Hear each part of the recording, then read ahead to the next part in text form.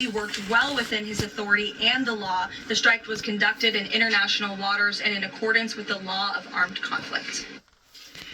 Let's get right to MS now. White House reporter Laura Barone-Lopez and our senior national security reporter David Rode. Also with us, former military lawyer Todd Huntley, who spent 7 years advising military officials about what types of strikes are legal and are not. He now runs Georgetown's national security law program.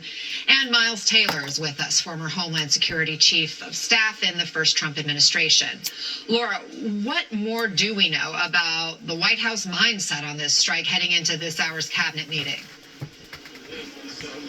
I mean, essentially, the White House is doubling, tripling down on this, Anna. They have been defending the strike, saying that it is well within the legal authority of the president, of Secretary Hegseth, of Admiral Bradley, who they said ordered that second strike after there were reportedly survivors from the first strike on that September 2nd action. But again, you know, they say that they're providing information to Congress, but of course, there are a lot of lawmakers on both the Republican and Democratic side that want more answers. And I spoke to Congressman Adam Smith yesterday. He's the top Democrat on the House Armed Services Committee, and he said that Admiral Bradley, who you're showing there, he's the head of the Special Operations Command, is expected to come to the Hill this week, potentially on Thursday, and they have a lot of questions for him about who exactly gave this order, what legal authority they're operating under, because again, the White House has not cited very specific legal authorities, and they also want information from the Trump administration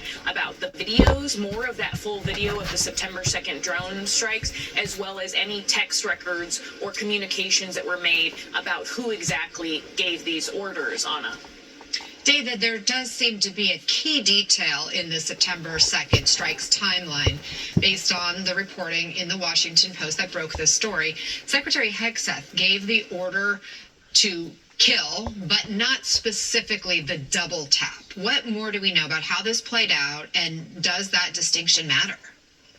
The distinction matters, and we don't know exactly how this played out. And as Laura mentioned, it's going to be critical what kind of evidence Congress can get on this. But apparently, according to the initial Washington Post reporting, before this operation starts, Hegseth gives an order that there be no survivors. There's one person who, according to the Washington Post, says kill everybody. The first strike happens, and then there are these two survivors that are spotted, and then apparently Admiral Bradley gives the order for a second strike.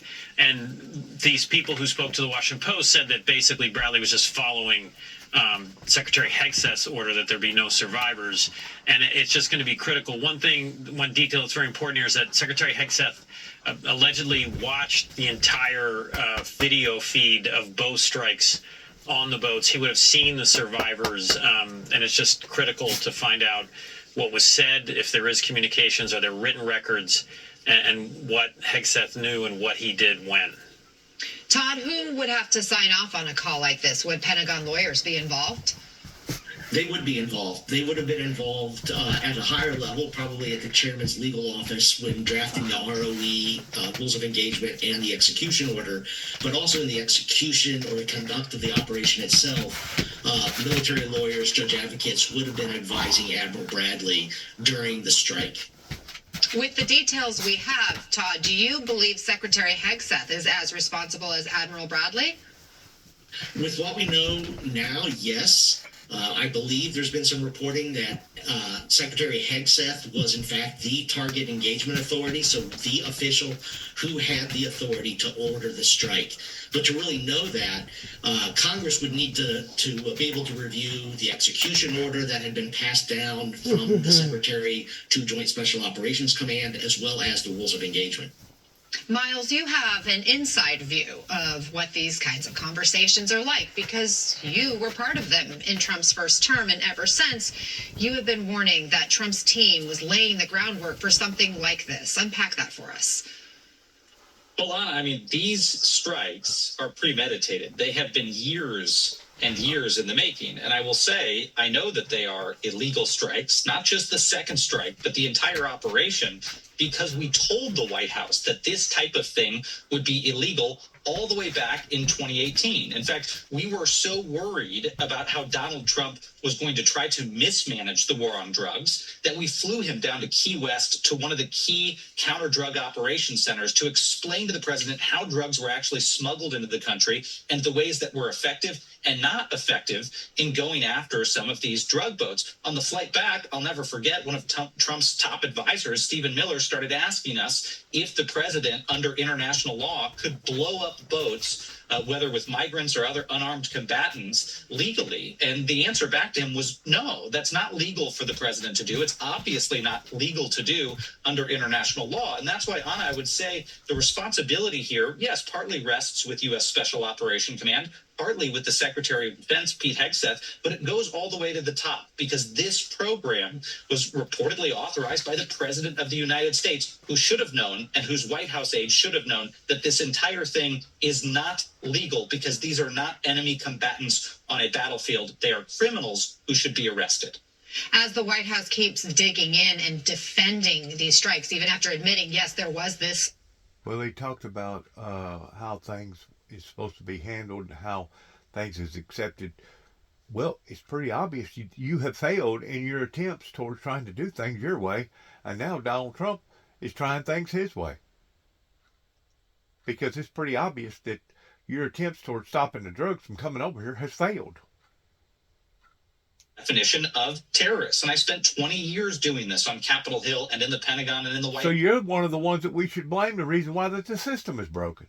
Who else might the president decide he wants to treat like terrorists and be able to unilaterally target with lethal strikes? That could go towards our allies. That could even reach its way closer to home towards American citizens. That's the worry here, is it is indeed the proverbial slippery slope. That's what we need to point out, and that's what Congress needs to investigate. Slippery slope. Todd, what do you make of Press Secretary Caroline Leavitt saying, quote, the strike was conducted in international waters and in accordance with the law of armed conflict? She's also defending this, saying that when she was asked what law is there specifically that allows no survivors, she says the strike was conducted in self-defense to protect Americans and vital United States interests. Is there a scenario here in which this second strike could be lawful? Is there a scenario? Yes. Is it supported by any of the facts that we know at this point? No. And I just don't see how the facts could support such a finding. As Miles pointed out, right, this is not an armed conflict. So the law of armed conflict wouldn't apply. You would be looking at federal criminal law, both to prosecute the individuals on the boat, but also if, in fact, these individuals were targeted, which appears that they were, you would be looking at murder charges under federal law.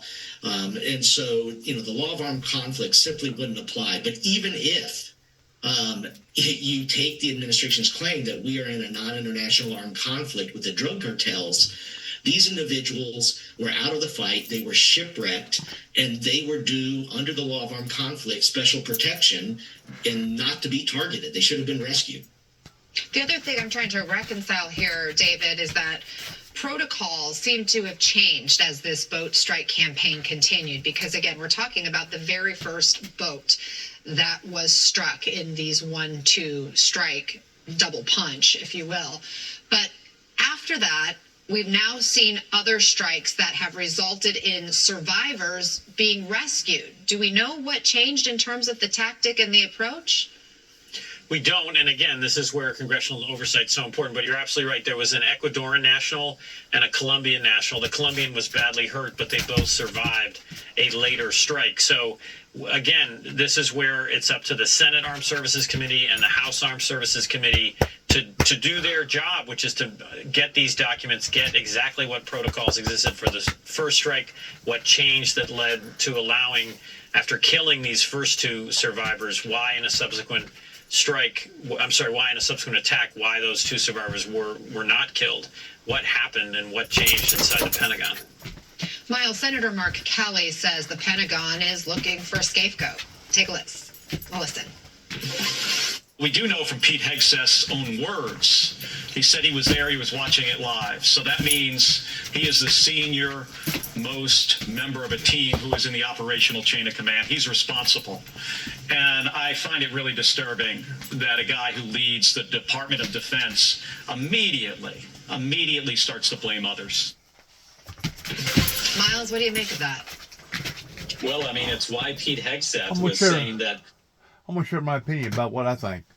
First of all, if you're going to do something, you need to finish the job, because I was always taught that if you shoot a bear just to be wounding it, it will turn on you and then it will come back for you. Second of all, the people that they've done this to are out in maritime law waters, and they're at least 12 miles away. There's no way that you're going to be able to swim back to any type of shore to be able to save yourself. So basically, you're gonna die a slow death, or the shark is going to eat you, one or the other. If anything, it should be looked upon as being like a mercy killing, because I mean, you've already done crippled their vessel, but they're still alive. That means that they can still come back and get you, just like that bear. I don't know what has prompted this type of legal versus illegal federal mandating our military forces. I do understand that you can have a tyrant in the American government to the degree that they are giving out illegal orders, okay? But at the same time, I also understand that the system has failed, and obviously the things that they've been doing at the individual down on the bottom right-hand corner there with the glasses on, your attempts in the past 20 years, sir, has failed. You have failed the American people towards stopping this from haunting us and stopping this from intertwining into our lives. There's more violence, there's more uncertainty, there's more instability in American streets right now than ever before. And I can't believe that people are really and truly buckling the system the way that they are the system that Donald Trump is trying to enforce. I just don't understand it when it comes to safety and security. At any time, really, Anna, likely before the holidays. And by the way, the same goes for New York Attorney General Letitia James, whose case was also dismissed. They're also looking at bringing that case. I think they're all confused up there myself. I think they don't know the difference between maritime international laws versus our laws versus other people's laws versus what people should be doing to one another versus what people shouldn't be doing to one another. And the fact of the matter is, if you go back to what went on probably about 10 years ago or so, that they was going to do a roundup down in Texas, and the Texas governor come back and said, well, if you was to do that, you would destabilize our economy, identifying that it was the citizens that allowed for all the illegals to come over there toward being able to pay cheap wages, regardless whether they was building houses, regardless whether they was doing this or doing that, working in hotels or whatever. Their response in Texas about the drugs, because the majority of the drugs was coming in from Texas, or that's how somebody had pinpointed it, is that America wouldn't have the drug problem if they didn't have the appetite for the illegal drugs, which is in correspondence to international problem pertaining to the international drugs, that once more, America wouldn't have that problem if America didn't have such of an appetite for the drugs. You got to beat the horse on the right end, because if you're not, you're beating him on the wrong end. And the fact of the matter is, this government is still trying to interchange in fixing this problem from the outside versus going to the inside. And the only way of fixing the problem from the inside is a spiritual revival. I've said that, I'll continue to say that until the day that I die, because you cannot conform people. You can take them to all the AA meetings, you can take them to all the narcotic meetings, you can talk to them until you're black and blue in the face, and you're still not going to reform certain people. So obviously we must use different tactics in tackling the problem, because the problem is only gotten worse and not better in the past 30 plus years, that other administrations should be held accountable for, as far as I'm concerned. Probably the past 4 or 5 presidencies should be held accountable because of this mess that we're in right now. It never should have gotten out of hand this way. In addition to the judges and the governors and the mayors that's allowing for these sanctuary towns, sanctuary cities, sanctuary states to come into play, that is a defiance to our laws. It's a defiance to our own laws. And they're working for the law. Like I said, they're confused. Especially whenever it comes to the media play. Actually happened before the Senate committee where Jim Comey made the alleged statement, is misquoted. I don't want to hear no more about all that. Good luck to all of us. God bless America. God bless our troops towards what happens from this day on. Because I guarantee you we're going to need it. This is what, the 4th day, 5th day after Thanksgiving in the year 2025. God bless America, God bless our troops, and God bless our endeavors. And shalom.